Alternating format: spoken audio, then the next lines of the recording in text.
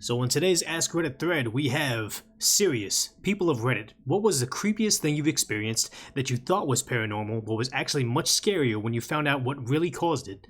So today we're going to figure out all these things that we didn't know we should be scared about, but we should be because it's not paranormal. Okay. Let's get into it. So, Aloran07 says, there was one time when I was younger that I was home alone in mine and my mother's old townhouse. I'd been downstairs in the living room and suddenly felt uncomfortable being down there alone, so I decided to go to my room. I was about halfway up the stairs when I felt this horrible sense of dread and panic, and I looked back and see this complete silhouette of a man, complete from head to toe, standing in the corner of the bottom of the steps. I could feel him looking at me even though there were no eyes. I ran up the stairs and locked myself in my room until my mother got home. Wasn't until years later that I was diagnosed with schizophrenia, which explained the happening and a lot of other things that was going on, seeing and hearing. I've gotten more used to the things I've seen and heard over the years, and the medication helps immensely, but I remember that moment so clearly because it scared me so deeply. I'll never forget it. That is terrifying because to this person, that was a real situation. And it's like there's no getting away from it until like a proper diagnosis. Charlie Quest replies, damn, I'm so sorry you went through this, and I'm happy things cleared out, even though the outcome wasn't optimistic. My uncle has schizophrenia, on the right meds too now, and helped me get an idea of what he must have been going through. Thank you, I'm glad you're a lot better, keep being awesome. Happy face. Aloran replied, says, thank you too. Glad I could shed any light on it at all. I can still see and hear things today, of course, and none of it's completely gone, but it's so much better than before. Plus, I was so young then. That made it 1,000 times scarier. It's kind of funny looking back on it now because I tried not to diagnose people under 18 because their brains are still forming, but recently, doing some research, I came across some eye-opening info that I could have used as a youth that actually might have gotten me diagnosed/treated sooner. I don't blame the pros. They didn't know until later, and neither did I. Just glad I don't know now. Glad to know now. Okay. Alright, so the next thread. Chelly the Kid says, when I was 8, we were on a long holiday, staying with some family in a town called Surat. It's in the country Queensland, Australia. I'd been staying in their son's room who had moved to Brisbane for the university. Each night I had the same reoccurring nightmare of an alien tentacle trying to grab me. Oh god. After a week I was terrified of going to sleep, but my parents kept telling me that it was okay. I was just frightened because we were staying somewhere new and that it would be okay. When I couldn't get to sleep, I kept watching the clock, waiting for the sun to come up, terrified of the alien. It was just after 2 a.m. when a large tentacle landed on the bed. I screamed in terror. As I felt the tentacle wriggling, I jumped out of bed and kept screaming. My parents, uncle, aunt, sister, all run in the room to find me huddled in the corner screaming. Turns out it was an adult carpet python over 2 meters long. Each night it worked its way under the ceiling tile and onto the bed. I still have Indiana Jones' fear of snakes. Why'd it have to be snakes? Yeah, an alien tentacle isn't really going to do anything, but a giant python is going to eat a kid like that. Cutting Edge Retro says, my mother tells a story like this, only it was Florida in the 50s and a 6-foot black snake. It was crawling on the bed with her at night for the warmth. She'd feel it and scream. She correctly identified it was a snake, but when her parents told her, it would turn on the light and tear the bed apart. It was never there. This went on for several nights. Oh god. Turns out the commotion would make it run and hide in the closet while they were tearing the bed apart. No one believed her until their dachshund finally caught it in the closet and killed it. Okay, good boy, good dog. So Atastic says, I'm just amazed that Dachshund managed to kill a 6-foot snake. I know ours could never. I know, it's like some of these people have these like amazing like security dogs that will be out there and save them and like, you know, pull them from a burning building and bite a burglar, but I just have a cat that probably wouldn't do anything in any of those events. Mel Gaines says, I had a friend who was staying at a ski lodge. He went outside at night to smoke a cigarette. While he was out there, he said it seemed like an invisible monster was coming right at him. He heard it stomping, even smelled it, and felt its breath as it charged him, and then passed through him like it was gone. Oh god. Turns out it was a grizzly bear, stomping its way around the floor directly underneath where he was. Oh shit. At least it was underneath him. Palladio Estate Esquire says, so, always stay at the second floor of the ski lodge. Got it. Hurt the H says, bears can climb both stairs and cliffs, so it won't save you. Okay. Wayward Writer says, going to tell you the short story of this version of this story. Previous owner had died at one of my childhood homes. Strange things happened during that drove us and my dog absolutely nuts, but it became exceptionally creepy when my sister, who was sleeping in the basement apartment, began insisting that someone was watching her at night. Oh no. Later found the old camera hidden in the walls and learned that it was a previous owner that was arrested on spying on the girl who rented his basement apartment. Oh god, wow, so that sense of dread, actually, let's full stop right there. That is kind of paranormal then, because it was just a camera, but you could feel the dread of someone following or watching her, so... No, that's not this for thread. Rice20 says, I really don't understand how we just know when we're being watched. It's a weird feeling, but I'm confused. How we know. To not go into something that I don't know too much about, I do know that there was a research on the human brain being cut off from all different your hearing and all your senses. The brain activity, not necessarily you could tell when another human came in the room. So there must be something about like the electromagnetic, the electromagnetic activity, I don't know. One of those inside your brain, we can detect it in other people too, so just one of those senses that we just don't understand anything about.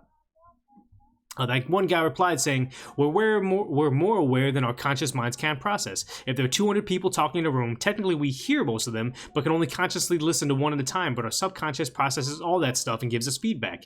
In this case, I'm guessing the camera was in her field of view, but she couldn't see it, but her subconscious mind processed it. Okay, so like ink blot test or whatever, where like you see it, but you don't understand it, but you know it's there. Okay, that's not paranormal, then that's actually just something we don't understand. Collegio25 says, there's a story about the experienced firefighter chief trying to put out a kitchen fire. After a while, he got a really bad gut feeling that he couldn't place, and he told his crew to leave the house. A minute later, the kitchen floor collapsed, and it turned out the basement had been ablaze. Post-hoc, the chief realized the air felt hotter than it could have been explained by the kitchen fire alone. Oh, those are some sixth senses thing. Let's just detract from the story real quick and just, I remember how, like, they say airplanes are mainly flown by the autopilot, and we don't really need pilots anymore, but, you know, they're just there. Actually, we do need the pilots. There's a story of two guys on Reddit where they're pilots. They're loading up the airplane and they're good to go, and they just feel that something's just slightly amiss. They're about to take off. They look at the manifest. Everything's good. They double check all their things. They're like, okay, maybe this is just in my head. They get on the runway to take off, and they're like, you know what? This still doesn't feel right. There's something wrong. So they just go with their gut instinct and take the airplane back, and they once they dock it, they realize that even though the manifest and everybody checked off saying that they had loaded the cargo in the bottom of the plane, it actually didn't. So the plane was actually slightly ajar and kind of pointing like just 2 degrees more more up than it should be. So they realized, oh my god, like if they took off that airplane, it just would have gone straight up and crashed right back because it didn't have the correct weight distribution. So it's like with this guy with the post hoc, the chief realized, hey, something's just different. It's hotter. He couldn't quantify it, saying, like the pilot saying, I don't know that I'm 2 degrees more more up than normal, but it's just like that other guy said, we do have a lot of different things going on in our brain that we just don't realize. So let's get back to the thread right now. So if you like what you see and you're enjoying this post and this kind of podcasty Reddit read, please consider subscribing down below, dropping a comment and a thumbs up, because I could really benefit from it. So let's do a couple more of these. Oreo Flavored Oreo says, about 7 years ago, my family rented 1-story house. It was originally one bigger house that was split off into 2, and there was another family that lived in the other part of the house that we didn't really talk with. Okay, so it was like a duplex. During the night, I would hear what sounded like knocks above the ceiling, but any entrance to the small crawl space between the ceiling and the roof was patched up when the house was divided. For a while, I thought there was a ghost that lived in the attic, and I would have trouble getting to sleep without a light on. After we moved out, I heard that through the grapevine, the neighbor's kid was caught spying on the new people that moved in. Turns out he had broken a hole in the ceiling of his closet to get into the crawl space, and had been looking through the holes that he bored in the ceiling, overlooking the parts of the house. The noises I heard was him moving around there in his arms and knees. Oh my god. Get Rice Krispie replied, saying, leaving your light on ironically made you easier to spy on. No. Oh, yeah, that's pretty terrifying. TX Dahlia says, when I was a young kid, I had nightmares of waking up to see my mother hovering over my bed by the window. She just blankly stared at me and my sister. I would get so scared yelling, Mom, Mom, and she never responded. I knew it was not quote-unquote my mom. But when I was older, I told my aunt about it, and she told me they weren't dreams. It was real. My mom would go into my rooms and randomly check on us. She had serious mental health issues that got worse over the years. Occasionally, she would have episodes of anxiety of something happening and had to guard us at night. Oh, jeez. Due to the traumatic death of her first child that apparently triggered obsessive anxiety when we were younger. I now know the whole effed up story and can sympathize with why it would make any parent get to that mental state, and I still shudder when I think of the blank face stare. I tend to associate the nightmare mom as not being my mom.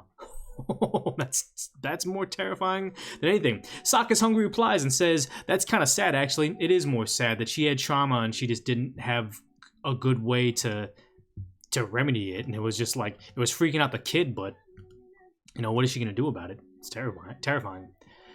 Chakra says, I'm getting out the name wrong, didn't think this was paranormal, but definitely thought it was creepy and ended up being more than I bargained for. When I was 13, I had a small jewelry box on that my mom gave me that had cushions for the rings. I had 6 rings that I kept in it, nothing of value, think mood rings and silver rings. I was somewhat neurotic as a kid and spent an afternoon arranging my room. I had put the 6 rings in a specific order. I opened the box one day and noticed the 2 rings were out of order. I thought someone in my family had moved them because there was zero explanation for this. I asked my family if anyone had touched them, and they all insisted that no one had opened the box. But I was convinced someone had to have gone through it. My dad ended up going through our entire house checking for missing stuff, and the only missing things were an old bottle of hydrocodone from the medicine cabinet and some of my mom's gold jewelry from a bathroom drawer. Turns out there had been strings of robberies in the neighborhood, and thieves had broken in and only taken prescription drugs and small gold items. None of the robberies have indications that the homes had been broken into, and things like laptops, diamond jewelry, and other valuables had been left alone. My family wouldn't have known anything it was amiss aside from the fact that I was so convinced that something was off. Oh wow, so just drug addicts, I guess? Evening Floor, to be honest, that was a pretty smart thief. Make a profit without taking enough items to rule suspicion and leave the cops out of things for the most part. Probably never got caught. The final reply was, it's like getting gaslit by robbers. Honey, I swear I had 4 gold rings. Sure you did, dear.